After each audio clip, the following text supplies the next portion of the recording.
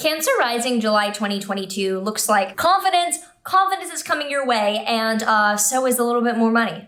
So if you're excited to hear about what July 2022 has coming up for you and your rising sign, make sure that you like, subscribe, and hit that notification bell so that you are always up to date with what the stars have in store for you. Hi, I'm Maren. If you are new here, I am a Western Hellenistic astrologer using the tropical zodiac and whole sign houses in this video. And as always, some of the transits mentioned, such as the new and the full moons, will have their own individual videos if you would like to watch those after this, if they're already out.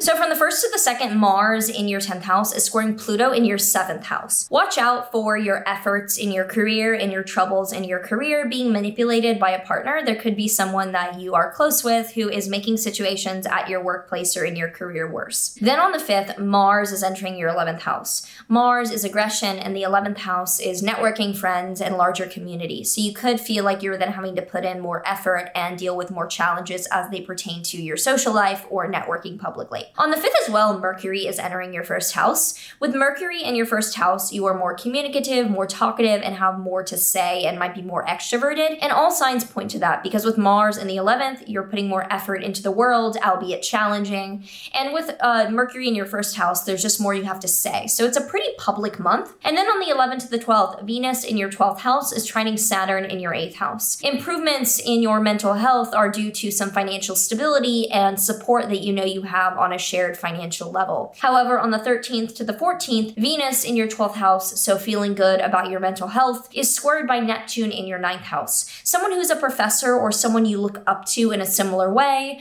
or some foreign or immigration type issues with foreign international relations are being dishonest with you and leading to not having the full picture on your mental health and how you would react if you did know. On the 13th, there's a full moon in your Capricorn 7th house.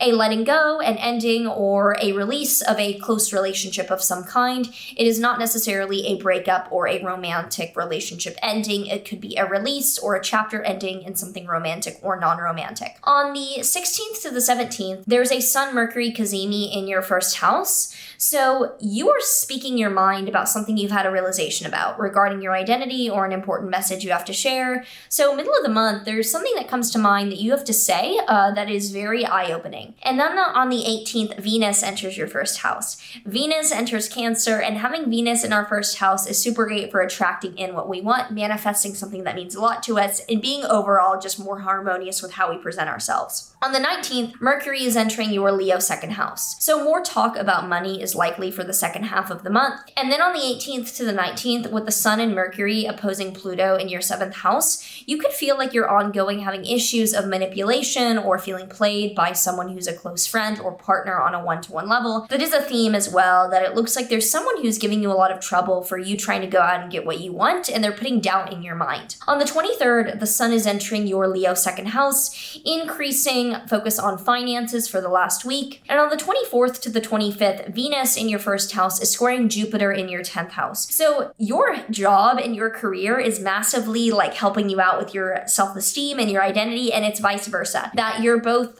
your identity and who you are is going really well, and as a result, your job is, and it's this like symbiotic relationship of career growth along with the growth of your identity. However, also Mercury in your 1st house is going squared by Mars in your 10th house, so you could get a rude awakening or some harsh words from a boss, even as things are going really well for you. On the 28th, there's a new moon in your Leo 2nd house, a new beginning financially for you, and yeah, that's why I say it looks like there's new money, looks like a really cute financial new beginning for you to end the month. On the 29th, Jupiter is stationing retrograde in your 10th house, which is a rethinking of all the progress you've had in your career recently. It doesn't mean it's going away, it just means that you are looking back on it, you're reconsidering it, you're deciding what you want to move forward with. And on the 31st, Mercury is opposing Saturn in your financial houses, so you could feel like there's a roadblock financially for you at the end of the month, along with Mars conjoining Uranus in your 11th house. Could be some erratic actions that you end up taking with a group of people. You're like erratically aggressive all of a sudden, or you feel like you're in a dynamic that is out of nowhere quite volatile and quite chaotic. So it does end the month on a bit more of a sour note than the rest of the month, which is pretty decent. If any of this resonated or it sounds like something that's coming up in your life, do make sure that you comment down below. I read everything and I would love to hear from you and how this is landing in your life. The advice that I would give to Cancer risings is you have a lot going for you with your mental health beginning of the month. Use that to go inward and build a firm foundation for when things get more public and you're out there speaking your mind middle of the month. And then end of the month, you might run into some obstacles that warrant you using those practices to feel a bit more centered. Otherwise, do make sure that you're liking, subscribing. I see a lot of you have not subscribed, just putting it out there. Share this video if it helped you. That does help the channel a lot as well. Let me know if this is landing in your life in a certain way or any predictions that you have about the astrology as well, and I will see you in the next one. There is one